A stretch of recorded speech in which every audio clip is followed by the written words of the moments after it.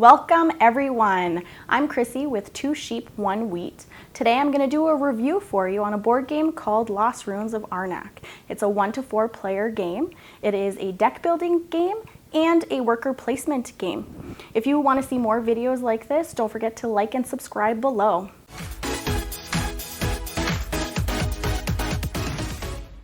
The board is large already without the extra piece that is supposed to be at the bottom of the game. It does hold all of the resources and some of the tiles that need to go on the board. We like to put it on the side because it's pretty large already. So we put it on the side. It's easier for everybody to grab. The only thing is where it sits on the bottom of the game, of the board, it has spots for the magnifying glasses, so if you stick it to the side, it's kind of, you don't use it. Now the good thing about the board being so large is that there's plenty of room to place your tiles, and when you're picking things up from the board, nothing's getting shuffled, nothing's getting pushed aside. Everything is kind of neat there and easy to grab. What I really like about the starter cards for each player is that they're color-coded with their board. It makes it really easy to set up. Another component that I really like about this game are the guardian tiles. They're placed upside down and they're shuffled, so it's different every time. It's kind of like a mystery, and it definitely plays well with the theme, again, of like Indiana Jones that they have going on here. When you defeat a guardian, they have a guardian boon on the card, and it's kind of like another ability that they give you to use later on. Another thing that I like about this game are the cards. The cards are designed really well, and they're of good quality too. I also like that there are fast actions on them, and you can use as many fast actions as you want on your turn. There are also different actions that you can take, many different actions actually. You can overcome a guardian, you can dig at a site, you can even research to make your way up the temple. A cool way to track the rounds in this game is using a moon staff. At the beginning of the next round, you move the staff up 1, discarding the 2 cards on each side of it, and as a result, you end up getting more artifacts than you do item cards.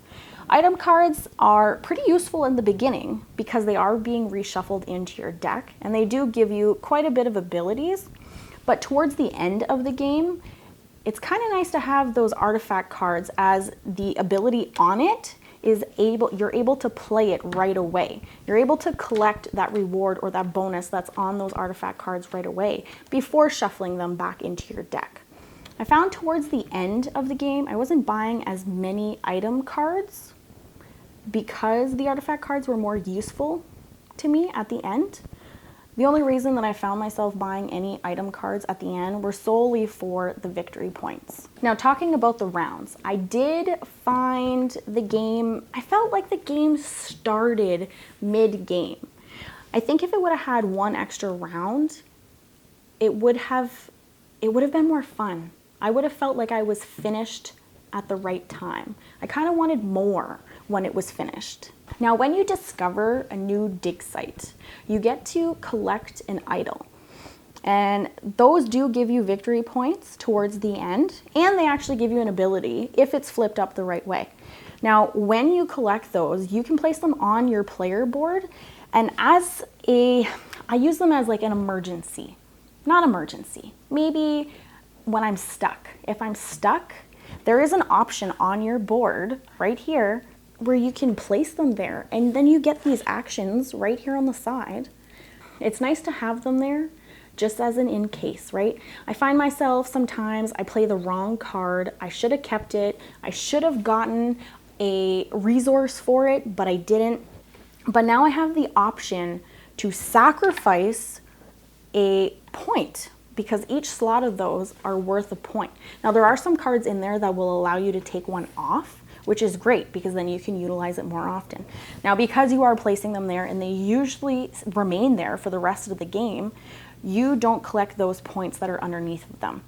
I haven't played a game yet where I haven't used them, so they do come in handy, and I wouldn't be afraid to use any of them. Something else that I really enjoy about this game is, aside from the main play area on the board, to the right there's the temple. Now you can research all your way up to the temple, and when you get to the top, you can pay to get more victory points.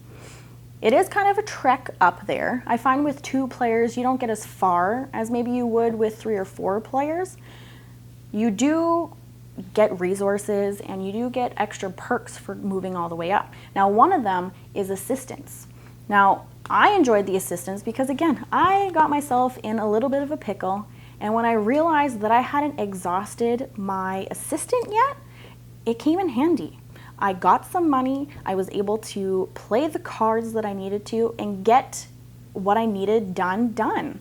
So it's great. It's a great extra little piece that they added. And your assistants refresh at the end of every round. This game comes with some really good quality resources. They're plastic, they're hard, they're in the color, and they even look like what they're supposed to look like. The only thing that I wish was that there was more of them. Now, when we play 2-player games, it's not such a big deal because we don't use as many of them, but I feel like in a 4-player game, you would run out of them pretty quick. This game comes with player aids. I love player aids. I ask a ton of questions, especially when somebody else is on their turn trying to play. This one is very, very informative. It is full of everything from your moves that you're gonna do, even down to what effects do what. I don't even care. I love player aids. Player aids are my jam. So my last point, would I recommend this game? I would highly recommend this game, especially if you like deck building games and if you like worker placement games. This combines both of those. It's really, really neat, and there's so much going on.